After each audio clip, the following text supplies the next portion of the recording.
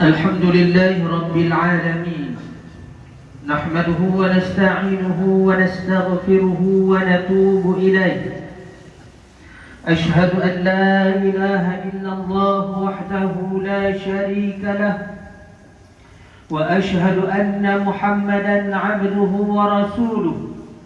اللهم صل وسلم على سيدنا نبينا محمد وعلى آله وصحبه ومن دعا بدعوته إلى يوم الدين.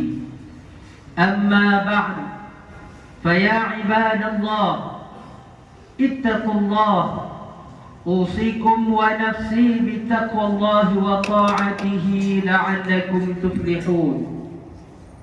أعوذ بالله من الشيطان الرجيم. يا أيها الذين آمنوا لا تأكلوا أموالكم بينكم بالباطل إلا أن تكون تجارة عن تراض منكم ولا تقتلوا أنفسكم إن الله كان بكم رحيما. Sidang jamaah yang dirahmati Allah, marilah kita bertakwa kepada Allah Subhanahu wa ta'ala dengan mentaati segala perintahnya dan menjauhi segala larangannya. Semoga Allah Subhanahu wa ta'ala merahmati dan memberkati kehidupan kita di dunia dan di akhirat. Marilah kita menghayati khutbah pada hari ini yang bertajuk pengurusan harta pusaka. Sebelum itu, khatib ingin mengajak sidang jamaah sekalian, marilah kita istiqamah mengimarahkan masjid dan surau dengan menunaikan salat fardu secara berjamaah, beriktikaf dan mengikuti kuliah-kuliah pengajian yang dijalankan, di samping memastikan ahli keluarga khususnya anak-anak tidak mengabaikan kewajipan solat. Marilah kita melaksanakan amar ma'ruf dan nahi munkar, memelihara hubungan persaudaraan sesama insan, serta bertaubat dan bermunajat kepada Allah Subhanahu wa ta'ala dalam memastikan hidup kita sentiasa mendapat keridhaan-Nya. Sidang jamaah yang berbahagia, kehidupan kita di dunia ini hanyalah bersifat sementara. Setiap apa yang kita lakukan, usahakan dan kita perolehi di dunia pastinya akan ditinggalkan, terutama sekali kesenangan dan kemewahan hidup. Justru Allah Subhanahu wa ta'ala mengingatkan kita menerusi firman-Nya di dalam surah An-Nisa ayat 29 yang dibacakan tadi, yang bermaksud, wahai orang-orang yang beriman, janganlah kamu makan harta-harta kamu sesama kamu dengan jalan yang salah, yakni tipu, judi dan sebagainya, kecuali dengan jalan perniagaan yang dilakukan secara suka sama suka di antara kamu, dan janganlah kamu berbunuh-bunuhan sesama sendiri. Sesungguhnya Allah sentiasa mengasihani kamu. Apabila seseorang itu meninggal dunia, segala harta benda yang dimiliki semasa hidup di dunia ini pasti tidak akan dibawa bersama. Biarpun hartanya melimpah ruah sekalipun, ia tetap akan ditinggalkan. Semua itu akan menjadi harta pusaka kepada waris-waris yang berhak terhadap harta tersebut. Harta pusaka ialah harta peninggalan si mati yang mempunyai nilai, sama ada harta tidak alih seperti rumah dan tanah, atau harta alih iaitu wang ringgit, saham, barang kemas, duit pencen yang telah dibayar kepadanya, polisi insurans, dividen yang terbit daripada hartanya, dan sebagainya yang ditinggalkan setelah kematiannya. Islam mengajar kita cara menguruskan harta pusaka dengan baik dan betul. Namun, sesetengah umat Islam masih sukar memahami dan melaksanakannya.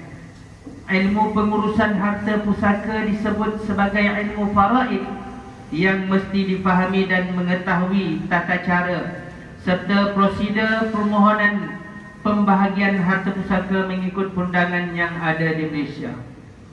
Kelewatan dalam mengurus pembahagian harta pusaka akan berlaku sekiranya waris-waris tidak mengetahui kedudukan harta pusaka dan siapa sebenarnya yang tergolong sebagai ahli waris yang betul kepada si mati. Justru menjadi tanggungjawab waris untuk memastikan harta peninggalan si mati dapat difaraidkan dan diagihkan mengikut peraturan syariat setelah terlebih dahulu menyelesaikan segala hutang piutang si mati dan menguruskan wasiat yang telah dibuat. Ungkapan kubur masih merah tidak seharusnya digunakan dalam pengurusan harta pusaka kerana ia wajib disegerakan pembahagiannya. Firman Allah Subhanahu wa taala dalam surah An-Nisa ayat 11, min ba'di wasiyyati yusi biha aw dain, yang bermaksud pembahagian itu ialah sesudah diselesaikan wasiat yang telah diwasiatkan oleh si mati dan sesudah dibayarkan hutangnya. Kegagalan mengurus harta pusaka dengan baik akan membawa kepada berlakunya krisis dalam keluarga seperti pertelingkahan sesama waris, permusuhan, perbuatan harta, perebutan harta yang bukan hak milik dan sebagainya, sehingga menyebabkan tertangguhnya pembahagian harta pusaka tersebut. Perkara ini juga adalah antara kesan buruk yang bakal dihadapi sekiranya seseorang itu gagal membuat perancangan harta dengan baik semasa hayatnya. Berdasarkan laporan akhbar-akhbar tempatan, pelbagai kes yang berlaku melibatkan harta pusaka, antaranya lebih kurang 1 juta kes tuntutan tanah pusaka sukar diselesaikan dan kira-kira 70 bilion ringgit harta pusaka beku yang tidak dapat diselesaikan pembahagiannya. Justru sebagai Muslim, kita wajib menjaga amanah harta, bahkan ianya turut termasuk dalam prinsip maqasidus syariah, iaitu aspek memelihara harta. Tujuannya agar hak setiap individu sentiasa terpelihara. Janganlah kita berbalah soal harta sehingga menjadi punca kepada permusuhan dan pertelingkahan sesama ahli keluarga yang meruntuhkan hubungan silaturahim. Amalkanlah sikap berlapang dada untuk menerima bahagian harta yang telah ditetapkan mengikut aturan syariat. Sidang jamaah yang dirahmati Allah sekalian, realitinya kelewatan menyelesaikan pengagihan harta pusaka selepas berlakunya kematian akan mengakibatkan harta menjadi beku dan terbiar serta tidak dapat dibahagikan kepada waris-waris yang berhak mengikut faraid. Di samping itu, apa yang dikhawatiri adalah jika kita telah terambil dan termakan hak anak yatim atau termakan harta dengan cara yang batil, bukankah Allah Subhanahu wa taala memberi amaran menerusi firman-Nya dalam surah An-Nisa ayat 10, innal ladzina ya'kuluna amwalal yatama zulman innama ya'kuluna fi butunihim nara wa sayaslawna sa'ira. Sesungguhnya orang-orang yang memakan harta anak-anak yatim secara zalim, sesungguhnya mereka itu hanyalah menelan api ke dalam perut mereka dan mereka akan dimasukkan ke dalam api neraka yang menyala-nyala. Marilah kita tingkatkan kefahaman mengenai ilmu faraid dan mengambil tahu segala prosedur dalam pengurusan harta pusaka. Kefahaman waris dalam hukum faraid sangat memainkan peranan penting kerana setiap waris memahami hak masing-masing dan tahu tanggungjawab dan menyelesaikan pembahagian pusaka secara segera tanpa berlengah-lengah. Khatib juga menyeru kepada semua supaya terus membuat permohonan kepada Jabatan Ketua pengarah tanah dan galian secara atas talian apabila berlaku kematian di dalam keluarga, supaya urusan harta pusaka dapat diselesaikan segera demi manfaat semua waris yang layak mewarisinya. Sidang jamaah yang dirahmati Allah, mengakhiri khutbah hayati beberapa kesimpulan sebagai renungan kita bersama. Yang pertama, pengetahuan dalam ilmu faraid dan kefahaman tepat dan betul terhadap prosedur permohonan pembagian pusaka mengikut perundangan negara akan melancarkan pengurusan harta pusaka apabila berlaku kematian. Yang kedua, tingkatkan pengetahuan dan kefahaman mengenai ilmu faraid supaya kita tahu akan hak-hak pewarisan harta, di samping merujuk pihak-pihak yang berkaitan jika berlaku kematian dalam keluarga. Yang ketiga, pembahagian harta pusaka mesti disegerakan.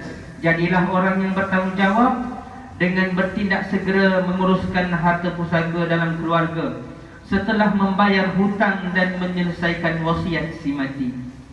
Renungkanlah firman Allah Subhanahu wa taala dalam suratul Baqarah ayat 188. A'udzu billahi minasyaitonir rajim. ولا تأكلوا أموالكم بينكم بالباطل وتدلوا بها إلى الحكام لتأكلوا فريقا من أموال الناس بالإثم وأنتم تعلمون.